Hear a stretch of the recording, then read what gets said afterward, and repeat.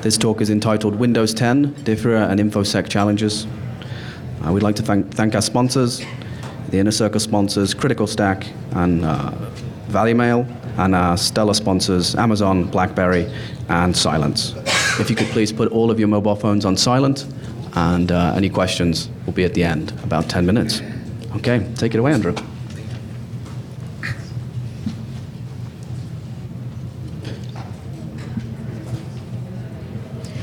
So thank you all for coming out to my presentation. For those who haven't met before, my name is Andrew Case, and I spend most of my professional time on tasks related to incident response and malware analysis. So I do some open source software development.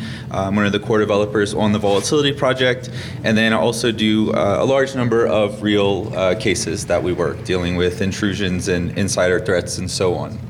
So what I wanted to talk about today was, over the last year and then really in the last 6 months, we have seen a surge in the number of Windows 10 investigations that we have to do. So systems running Windows 10. And for years, we've had a pretty standard workflow going all the way back to XP, Windows XP. We would make tweaks and changes along the way. But for the most part, it was probably 95% the same. There was new artifacts, new things we had to look at. But most of our investigation processes, scripts, and so on could stay the same. Windows 10 really changed all of that. It broke a lot of things that we had relied on for years. And so what I wanted to do is basically take what we've gone through in the last year, the changes we've made, and just kind of give you a cheat sheet. These are the things we're doing to really get all the artifacts. The talk is titled Challenges. InfoSec's included in there as well. So I'm obviously coming from like the blue team defensive perspective, but if you're a red team member, if you do pen test, you'll see that if your processes made you stealthy on, say, a Windows 7 machine, you're probably not as stealthy as you think you are on a Windows 10 machine. You also do get some advantages, though, because Windows hides some things from the forensics investigators that we would like to have. But again, I want to walk through kind of the last year and a half of improvements that we've made to our workflow. And with the focus on Windows 10, this is not something particular to where I work in my specific company and the jobs we do. There's been a major shift to Windows 10 really across the industry. So if you look at the statistics, starting in January of this year, Windows 10 finally overtook Windows 7 as far as market share. And when we talk to our clients and our friends across the industry, really government, private sector, everywhere, one of the big reasons for the push is that on January 14th of this coming year, 2020, Windows 7 is end of life. So there's no more official support. Microsoft is not going to support the operating system anymore. And depending on where you work, what companies you help, what regulations they have to follow, what laws they have to follow, they can't run that software anymore without major exceptions. So you're seeing this huge push to Windows 10, even across enterprises, which are normally the slowest to adopt to the changes. But like I said, in almost every investigation with Windows systems now, we're seeing more and more Windows 10, so we've had to change what we do. The other thing I wanted to point out is how Microsoft is dealing with Windows 10. So how many people have heard of this term Windows as a service? About maybe a quarter of the room at best. So this is a big change that's going to affect all of us across the industry. So this source, this quote I have here and what I have highlighted in red, this was from a Microsoft developers conference where they were, and one of the main senior Microsoft developers was talking about their workflow. And the whole idea is for the consumer and user versions of Windows, there will never be another major version besides Windows 10. So we went from Windows 7, Windows 8, Windows 10. Windows 10 is the last one. So every time they update the operating system, it's still going to be called Windows 10. So you'll see as I go through some of the artifacts and the changes, I'm very specific about when they happened, because they got introduced into a version of Windows 10 at a specific time frame. And really, as a forensics IR industry, saying Windows 10 is not very helpful. You have to say starting at this version, affecting these versions, and so on. And like I said, Windows 10 is going to be the last one. The way Microsoft breaks it down is they have 2 releases a year, one in the spring, one in the fall. And what's interesting about it and what makes it painful for IT in particular is that they really see it as a whole new operating system update. To Microsoft, when they do a spring update, a fall update, to them that's like going from a Windows 7 to a Windows 8. So there are significant changes that they're making in just 6 months. They're going to make them every 6 months from now on, and it's really up to us to stay up to date with them. We don't have this luxury of years and years to learn a new operating system. We start on a 6-month boundary, 6 months later we have to start over again. And so it's one of those things where you really have to keep up your skills. But Microsoft has heard from a lot of their customers, especially the large ones, about how difficult this is.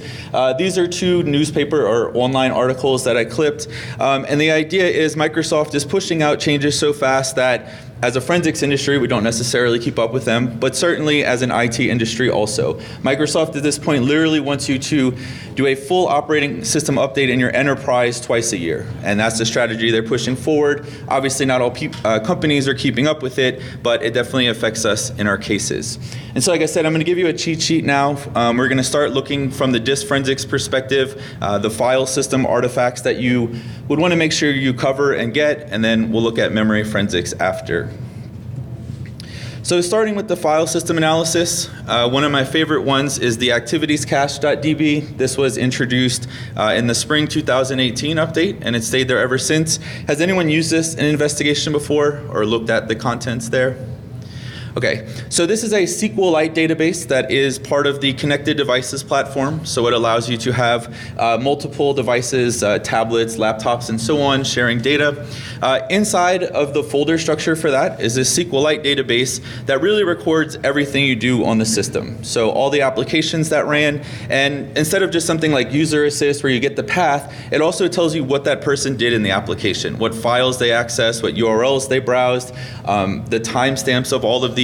And it's not just one timestamp. What's great about it is it actually gives you a start and ending time. And so you have these timestamps of every application the person used over the course of however long they used the machine, and we can go back and get that. I just taught a class at Black Hat, and so I kind of did it on purpose. I waited till the last part of day 3 to cover these Windows 10 new artifacts. And the way I demoed it is I had the Windows 10 VM that I was showing them stuff for like 2.5 days at that point. I pulled the Activities Cache database from there, and it was basically like going back to the first day of class. It was every tool I ever ran, all the files we made, all the files we accessed were being stored in the background, even though I had no idea about it. So if you use Windows 10 for like your work machine or your personal machine, and you want a quick reminder of basically everything you've ever done, just pull this database and go look at it. This is an example of converting that SQLite database out to JSON. So in this case, I had pulled a YouTube video from Linus Tech Tips.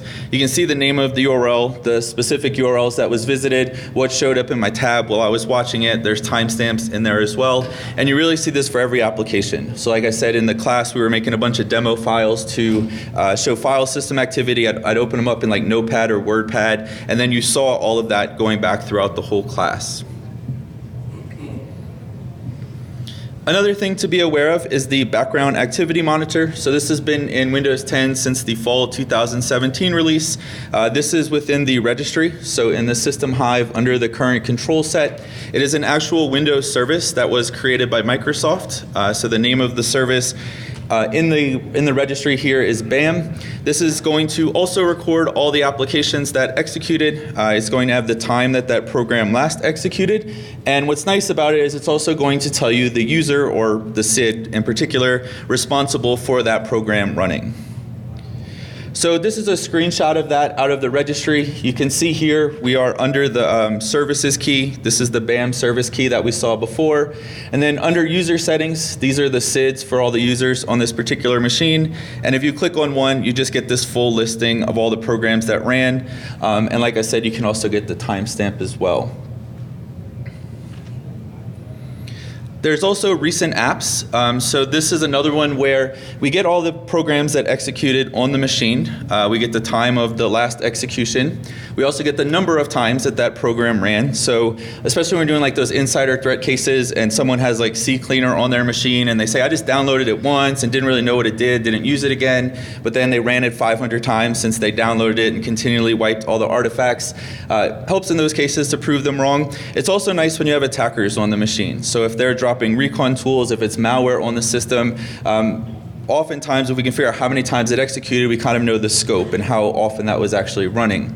The other great thing about this is it tells you all the files that were accessed as well. So if you look at the recent app key for, say, Adobe PDF, any of the Office products, you see every file that that person accessed really since the computer was installed. And so it's another way to track everything that they're doing. We also have the SRUM database. This actually started in Windows 8.1. There's a couple artifacts I'll point out that started in Windows 8, Windows 8.1. That did not see great enterprise adoption, so if your company is switching from Windows 7 straight to Windows 10, you want to make sure you're getting these as well. But it's still present in Windows 10. This is just a DAT file on disk. It's always at the same path. And what's interesting about it is it's meant for monitoring system resource usage by applications. So for every application that does any type of network connectivity, you'll have that logged, how much data that particular application sent and received across the network. If applications use significant resource, like CPU resources, that will get logged. All of the push notifications that pop up at the bottom get logged, as well as energy usage.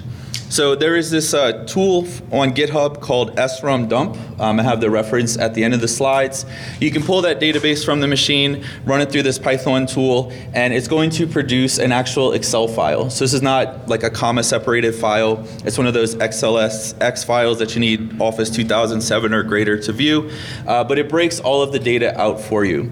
So these are the tabs at the bottom, the network usage, application usage like we saw on the last slide, and then this is an example of network tracking. So you get the full path of every application that made a network connection. This is the SID it was running as at the time, and then the number of bytes sent and received by that particular application. And it's very similar. I didn't want 5 slides of Excel sheets, but it's the same thing. Like for this, it'll tie the data back, network connections, and so on. Again, really telling you everything that happened on the machine, and it's always nice when we can tie it back to a particular user. There's also the AM cache. This started with Windows 8 and is still there through Windows 10. How many people have used this in investigations before? Some people look very happy that there's a slide. So this is one of my favorite artifacts now. This is something that every investigation we deal with, as long as it's Windows 8 or later OS, we're going to use. This, kind of like other sources we talked about, this will tell you every program that ran on the machine. It'll give you timestamps like the last time it ran and the modified time of the executable. Things like the shim cache and user assist will do that too. But AM cache takes it a few steps further. So for one, it's going to give you the product and company name of the application. So you'll see where malware will try to say like Microsoft produced the binary or something like that, but it's not signed. You get the size of the file and the description. And then what I have highlighted in red is the best part, is you get the SHA-1 hash of the file. So for every executable that ran, you have the unique hash for it. This really, really helps us, especially in those IR situations. You will have attackers that will drop executables into, say, the temporary folder. They'll name it something like LSAS or service host to blend in, or they'll name it something stupid like a.exe or 1.exe. You go do your investigation later, you know that there was a binary in the temp folder that was definitely malicious. It's going to be something related to the attack, but the attackers deleted it. So you can try to use something like PhotoRec or other file carvers to maybe recover the executable. That's going to be very hit or miss, and that's been a big problem before. So like I said, say it was a Windows 7 machine without this present. You don't know what ran. So you're doing your investigation, you know there was foreign tools on the machine, but you don't know what they did. If you get the SHA-1 hash, things completely change. You can Google that, you can check your threat intel sources, you can search it on VirusTotal, and now you know the exact executable that ran, even though you don't have it on the file system and you can't recover it. Does that make sense? So of everything from the disk forensic side, this is one you should definitely be including. This is a separate registry hive. There's a RegRipper plugin for it. I believe there's a parser for it in Registry Explorer, and then some of the commercial forensics tools will automatically parse it as well. There's also a volatility plugin, so we will parse this data out of the memory dump, and then you can get the AM cache listing even if you don't have the hive from disk. Something you should study if you haven't seen it before, there's this awesome document. It's either on Dropbox or Google Drive because it moved once, but it's an Excel sheet called Available Artifacts, Evidence of Execution. So I have the references at the end of the slide deck. This is every place in any version of Windows that tracks program execution. Then it's broken down by versions, Windows XP 7, 8, and then for Windows 10, it's for every release. So there's a column for like spring 2017, fall 2017, all the way through the latest. And like I said, it's gonna tell you every place that Windows stores it, programs that ran, whether it's in the registry or whether it's somewhere on the file system. So this is definitely something you can go back, check your own processes, your own personal forensics processes against. If you have workflow processes documented at your job, this is something you'd want to check it against to make sure that you're not missing things. And it also gets updated. So every time there's a new version of Windows and something else gets found, within a week that document's updated with exactly how to find it and all of the references. So that was the file system ones. That was mostly in our advantage as investigators, places where we can find new pieces of evidence that you didn't have in Windows 7, and that it gives us extra pieces of data we didn't have before, such as the precise activity someone was performing in an application, things like the SHA-1 hash and the AM cache. So that was mostly good news as defenders. None of that was really good news if you're trying to stay stealthy, but that changes with memory forensics. Memory forensics changed a lot with Windows 10, and we've had to change our workflow quite a bit. So we're going to start by talking with acquisition challenges, because there's enough of them to warrant their own section, and then we'll talk about challenges with analysis. So one of the first problems with Windows 10 is that first off, you need a driver that's going to load into kernel mode in order to acquire memory. And then Windows 10 made significant changes to what type of drivers it would allow to load. So starting with Windows 10, it enforces signed drivers. So you need a real certificate to sign your driver with in order to get your code into the kernel. The other thing is some companies and even some open source developers would have local code signing certificates. So on their machine, they would have their code signing certificate, they'd sign the executable, do their latest release. I'm sure we've all read of the stories online where companies will have their code signing certificate stolen. They use it the malware authors will then use it to sign their malware. Now the program's going to load, it's going to blend in. So Microsoft wanted to fix that. So you can't just hack into random game company, steal their code signing certificate, sign your malware. That's not going to work with Windows 10. So instead, if you want your driver to load and to actually to pass the signing test, you have to use the Microsoft HLK portal. So what this means is you take the compiled version of your binary, you actually ship it off to Microsoft, they do tests, and then they kick back a cross-sign, your driver gets cross-signed at that point, and then it gets allowed to load. Where I work, we have a driver that we use, and it took what I would consider very, very smart engineers a long time to get this process working.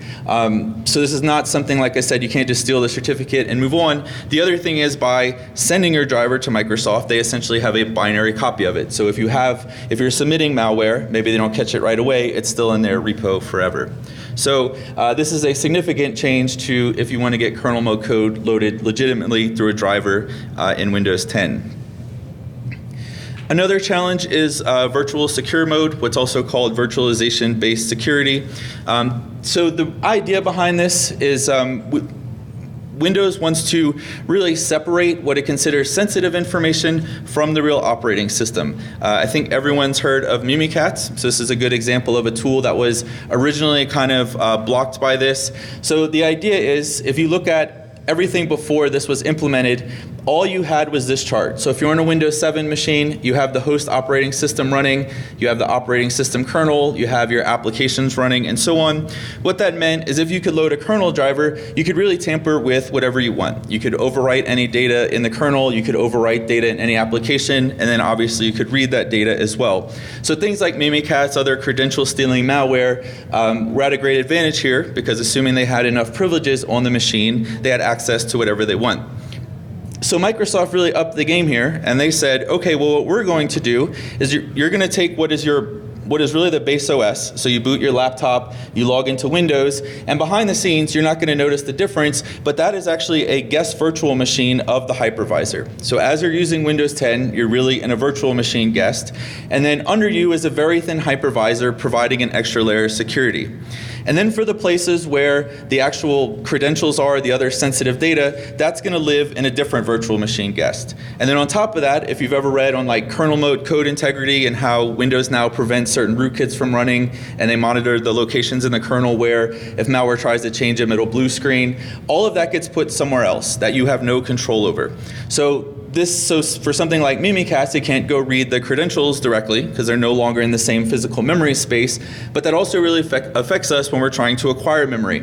Because if you walk up to a machine and you pull a memory sample when it has this enabled, you're only getting the memory here. So you run whatever your acquisition tool is, you get the memory here, everything that's happening in the hypervisor and everything that's happening in the other guest, you are completely blind to. And unless you have like a hypervisor exploit that you're going to integrate into your forensics tool or something kind of ridiculous like that, you really have no access to it and you're not going to see it. So again, we're missing that view, even doing memory forensics, which in the past gave us the full view of everything. And I'm really surprised there hasn't been a Black Hat talk yet, I guess because it would be so valuable if you had one of these exploits. If malware was running inside one of those guest virtual machines, like I said, you would be completely blind to it. So even with memory forensics, which in the past gave us access to everything, we're definitely missing places where interesting data is and what we used to be able to view before. Does that make sense? Okay. So this is the other view of credential isolation. Microsoft usually refers to it as credential guard. So again, the idea is you have this separate guest virtual machine running. That separate virtual machine has the actual credentials, and when you do something like log into the system, that password you type in gets checked in the virtual machine, the second one. The real credentials are never exposed, or at least a copy of the credentials are not exposed where you can access it directly. So things like live credential harvesting, where Mimikatz will inject code into lsas.exe. It can still try to do that if it wants, but the credentials aren't going to be there. Even if Mimikatz gets to inject its kernel driver and it scans the memory of LSAS from kernel mode, it's still not there. So that way of directly harvesting cache credentials really doesn't work anymore. And that was a huge pain from an IR perspective because all of those cache credentials otherwise were readily available. I saw some blog posts and stuff online. People were kind of making fun of them on Twitter too, where they said like, oh, key logging's dead and this credential harvesting is dead on Windows now. That is not true. Don't believe that hype. The cache credentials are hidden in a place where the tool won't be able to access them, but you can certainly still steal live credentials as people log in. Any userland keylogger is still going to work. You can still call set Windows hook EX and get your DLL loaded into memory. And Mimikatz also has a cool module called memSSP. So what this is going to do is register as basically a package to monitor passwords. So as you log in, and then it can just steal it that way. This is very similar to what the what was that called? The ghost key malware did that Dell produced a long time ago. But the difference here, like I said, is you have to have your malware active when someone actually logs in. You can't just steal the ones that are that were cached before, but it's still a very useful attack, and obviously malware is still doing it now. So Microsoft upped the game even more with Application Guard. Has anyone dealt with this before? Okay, so Microsoft Application Guard takes the virtual machine idea that runs behind you even further. So for things like the browser, which we know historically is one of the main ways that attackers will get into an environment, they'll have a client-side exploit against the browser itself or one of the plugins like the PDF viewer. So what Microsoft said is instead of just putting LSAS and these other critical system processes in their own VM, why don't we put these often targeted applications in their own VM as well? So again, you click on the Microsoft Edge shortcut on your desktop, your browser loads. To you, you're just browsing the web like normal and visiting websites, but what's really happening in the background is that entire application is running in a different virtual machine that was spun up behind you. So obviously what that means is even if you have an attack where the code's running in the compromised browser, it doesn't have access to all the same resources. This is really like sandboxing on steroids, all done behind you without any of your knowledge. But again, if you walk up to that machine and you do a memory dump here, all you're getting is the memory here. You're not getting any of this, and you're not getting any of this. So you are going to be blind a little bit in that sense to what's running because all the applications are no longer in the same address space. Does that make sense? So again, it's great from a security perspective, but it's making memory forensics a little bit harder to deal with. And then with virtual secure mode and all of these protections that Microsoft has thrown in, this is from a blog post back in July 2017. So Jason Hale, who does a lot with SANS, he basically took all the acquisition tools he could find. He built out a Windows 10 system with all the security protections turned on from what's about 2 years ago now. And these are the results he got trying to get memory off of those systems. And so as you can see, it was not too successful. This was also 2 years ago, so some of these tools, not all of them, but some of these tools have tried to adjust to the Windows 10 secure modes and update them. But especially as your organization moves to Windows 10, you really need to do full testing on your acquisition tool. So as you see in the slide since this talk, if you've seen my other presentations before, I usually don't put 27 bullet points on the same slide and just read them. This is the exception. If you're going to take a picture of any slide, this would be the one to do it, or get it offline later. Because if you want to really know if your memory acquisition tool is going to work on Windows 10, you can't just do the old process of build out a VM, give it 2 gigs of RAM, oh, I got a memory acquisition that worked. That is not going to match real hardware that you run it on. So instead, what you need to do is actually enable all of the security features. Make sure for the latest version of Windows 10, you have all of them turned on. Eventually, Microsoft is going to turn these on by default. So even if you don't do it yourself, they will all be turned on. So all the security features we just talked about, plus several other ones, will be enabled on the system. That will have a great effect on your memory acquisition tool. You then want to test on bare metal hardware. Do not do this in a VM. And make sure that a TPM chip is in use, because that's going to enable more security features. Like I said, fully update the operating system, because there are significant changes every time. Make sure you're using the 64-bit version. That's going to have other features as well compared to the 32-bit one. And test on a system with real RAM. Get at least 16 gigs of RAM or more. When you talk about 2 gigs of RAM, 4 gigs of RAM, that's not realistic. Even if you buy the cheapest laptop now, it's going to have 8 gigs of RAM. And as you add more RAM to the system, the way memory is laid out actually changes. And so you don't want to test your tool on like 4 gigs and your tool's fine. You go to your production server with 64 gigs of RAM and you get a blue screen of death. So try to match what's actually in your environment with the tool. And then if you test your acquisition tool and you get a file back that seems reasonable, so you run it on a machine with 16 gigs of RAM, you roughly get a 16 gig file back, actually test your acquisition tools. Take volatility and do more than just a process listing. Don't just do PS list and think you're good. Do like a deep analysis as if it was an actual case and see what type of data you get back.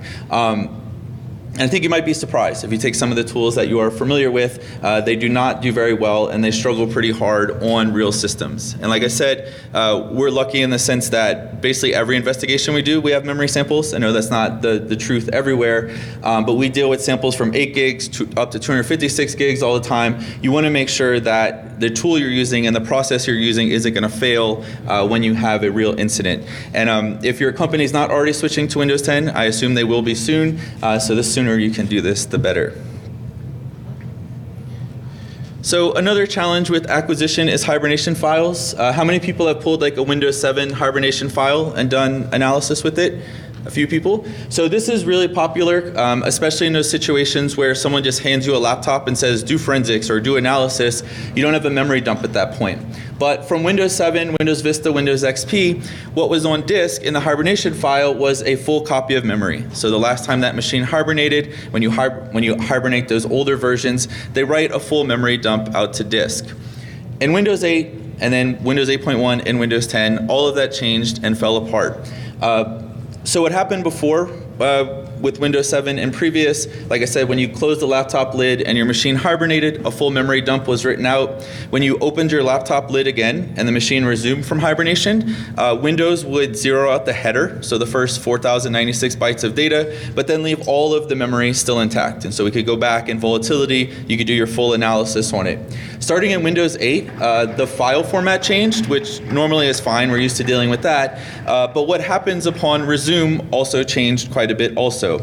So now, instead of just having the header wiped out and all the data left over, the header stays intact in most cases, but all the data gets zeroed out. So you have this header that's giving you metadata of nothing useful. You can't do forensics. So in many cases, if you would like look in a hex editor or run a script that saw how many zeros were in the file compared to non-zeros, usually the entire file is wiped out. So this process that many people work with, which is is using Hibernation Files to do memory analysis, is no longer going to work.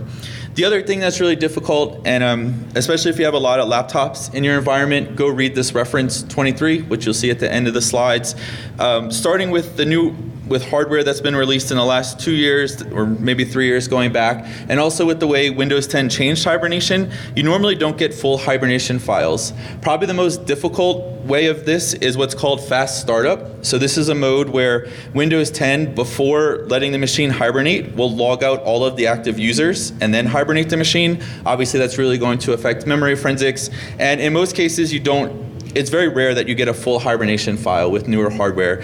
You either get no hibernation file and the data is still kind of sitting in memory, or you get a very limited file, which is just what was in kernel memory, but like I said, the users are logged out, so you don't have all the processes that were running related to their session anyway.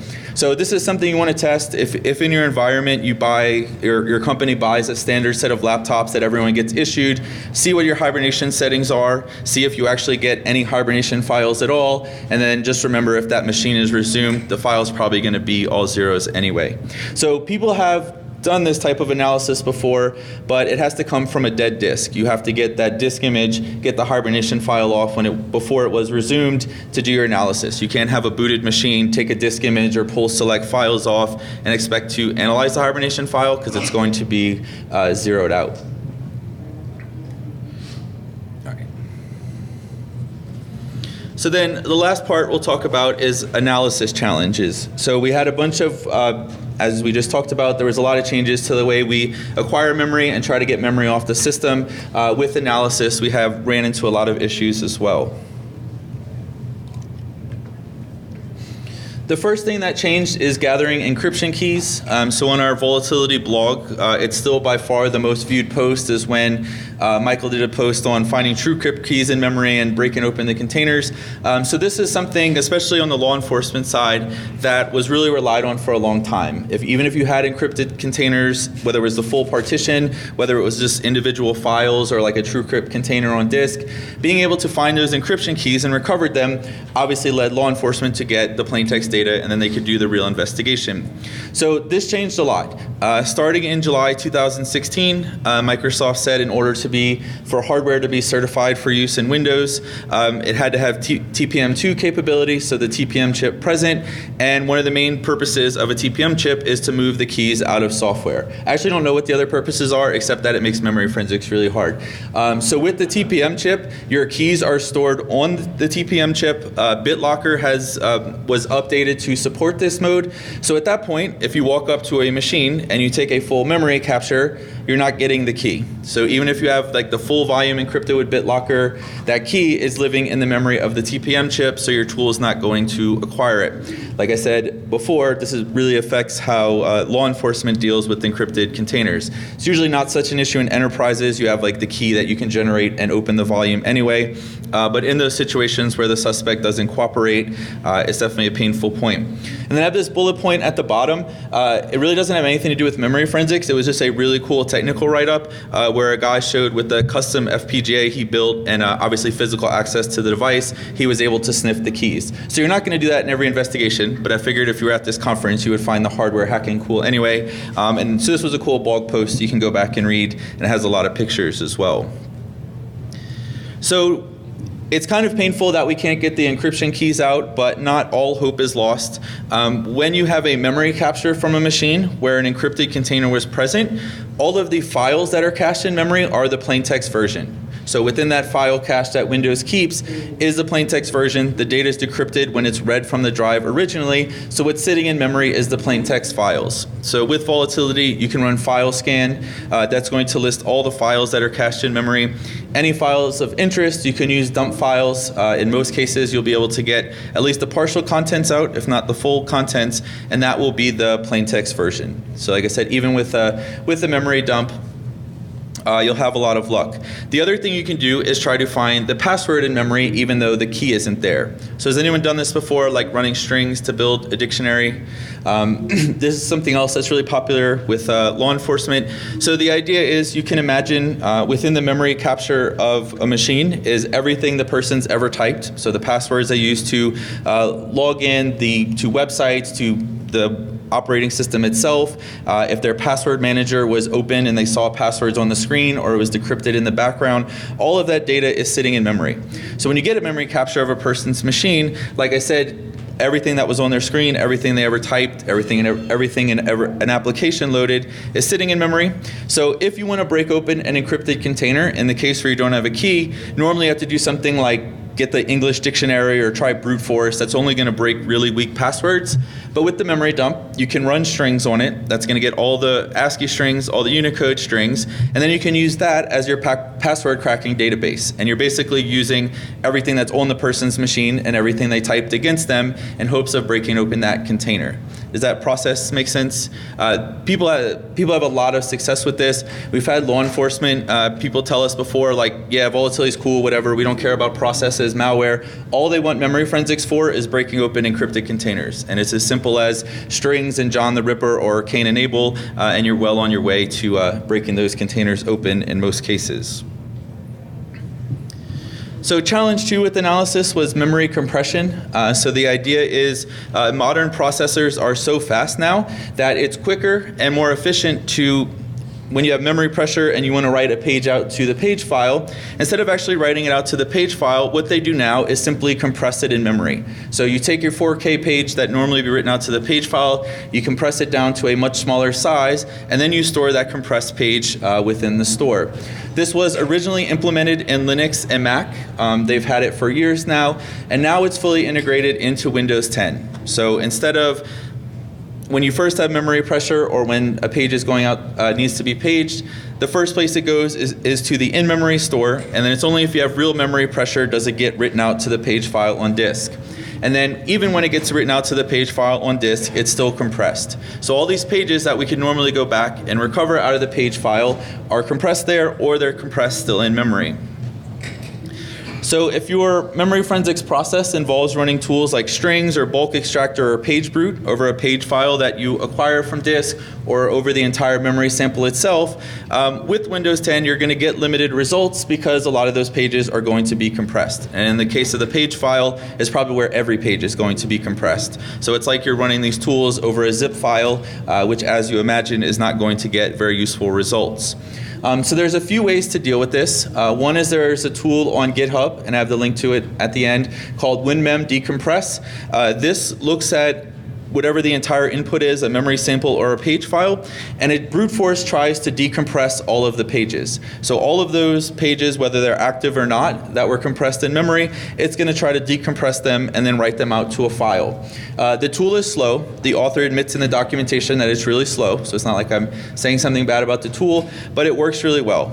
So this is something where I work, if we get a Windows 10 memory sample in to investigate, one of the first things we do is kick off our processing script, and part of that is decompressing all of these pages. Like I said, it's not just the ones that are actively compressed. You'll have pages that were compressed in memory and active at one point. Those pages get freed. That compressed data is still there, and we want to go back and recover it.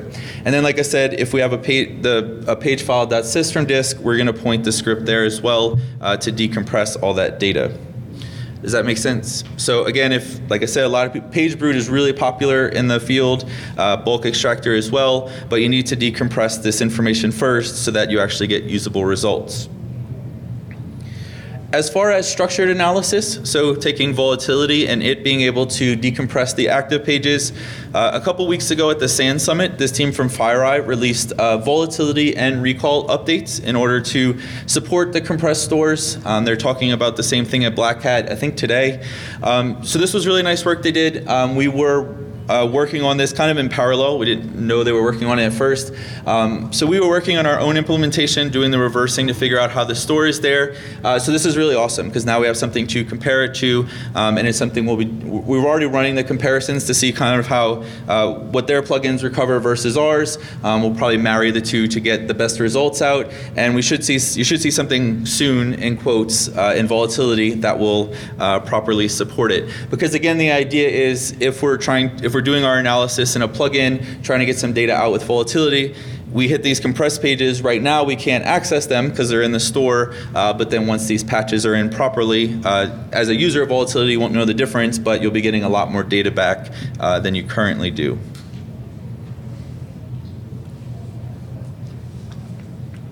Another new addition to Windows 10 Forensics is Swapfile.sys. So this started with Windows 8, still there in Windows 10. And the idea is when you have what Windows calls its modern applications, so the ones like you get out of the store or the revamped like calculator and so on, the way those page out is completely different than previous applications. Before, let's say you had you were using your browser and a page was going to get swapped out, individual 4K pages of that application could be swapped out to pagefile.sys.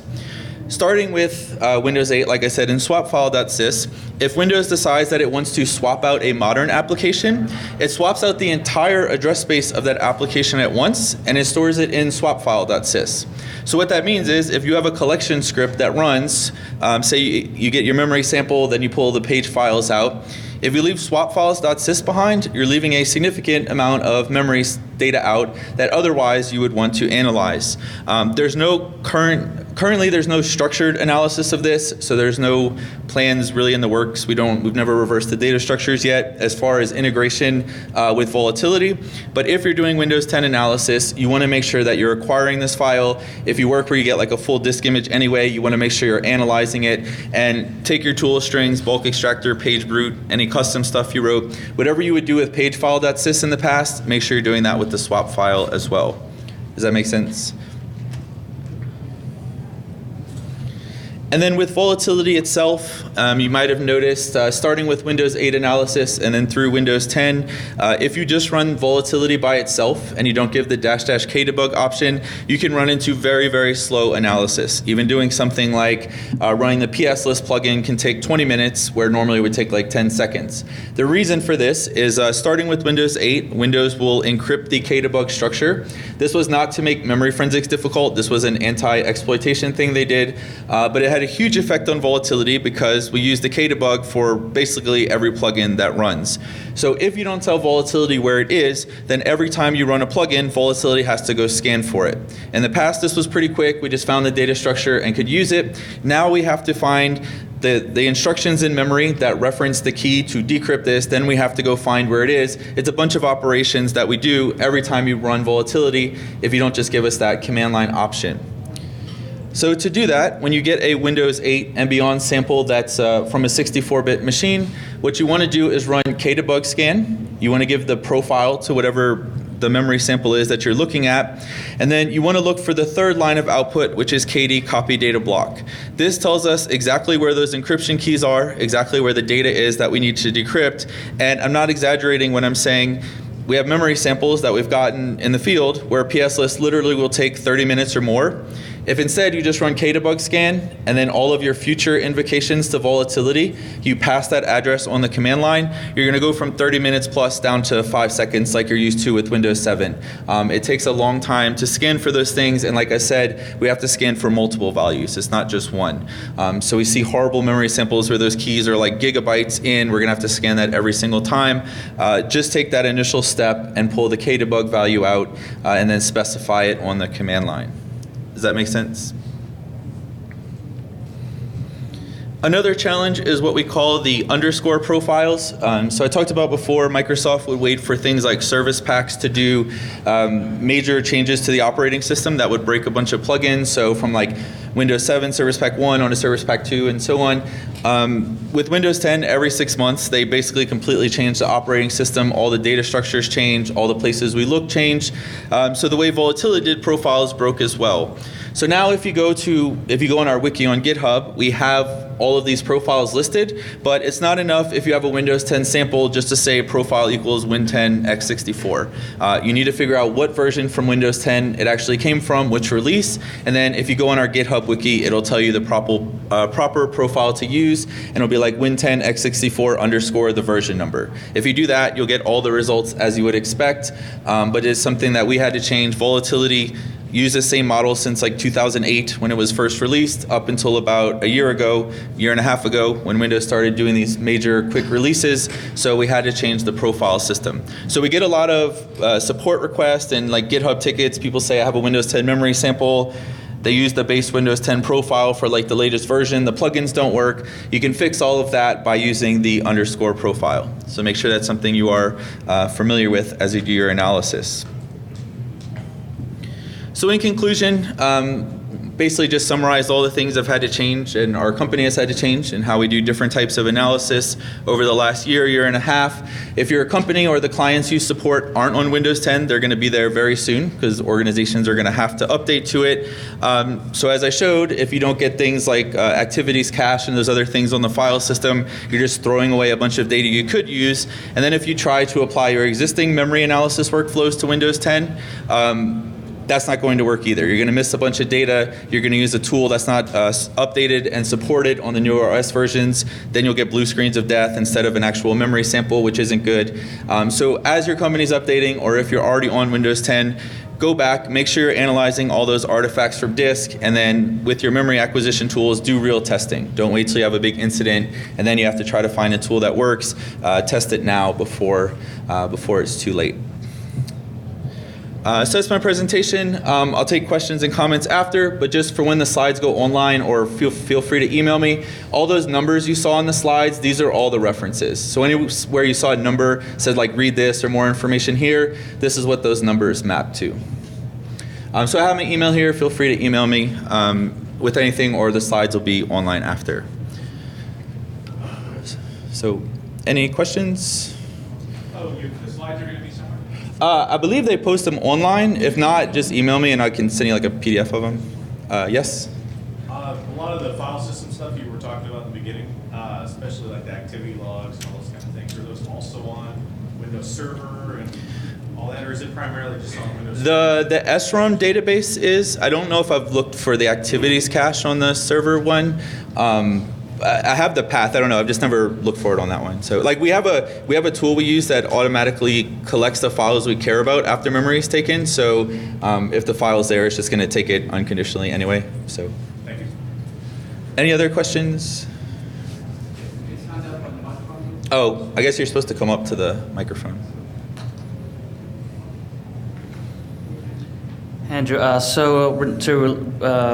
that activities cache, how long can you get information from there? Is it like a year after it's booted? So the documentation of Windows says it's like the last 30 days of activity, but it's a SQLite database, so there's tools where you can go back and recover deleted, like historical entries that were deleted out of there.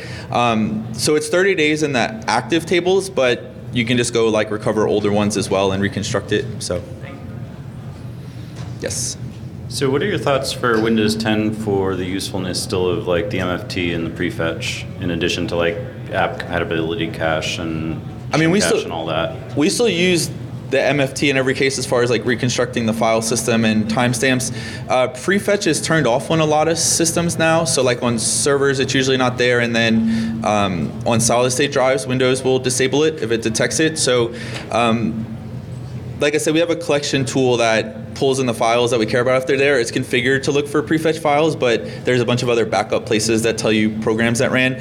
The cool thing about prefetch, though, starting with Windows 8, is instead of just giving you the timestamp of the last time it ran, for every program it gives you the last 8 timestamps. So then it becomes even more useful when it's actually enabled. Right. So. And what's your thought for like Windows Server 2019? Have you guys done any kind of extensive testing on how applicable some of this will still convey forward? 2016 is kind of the analog to 10. Yeah, we have 2019 servers built out in our test environment. I don't know of any new artifacts, but I know like our acquisition tool works on it as far as getting memory. So,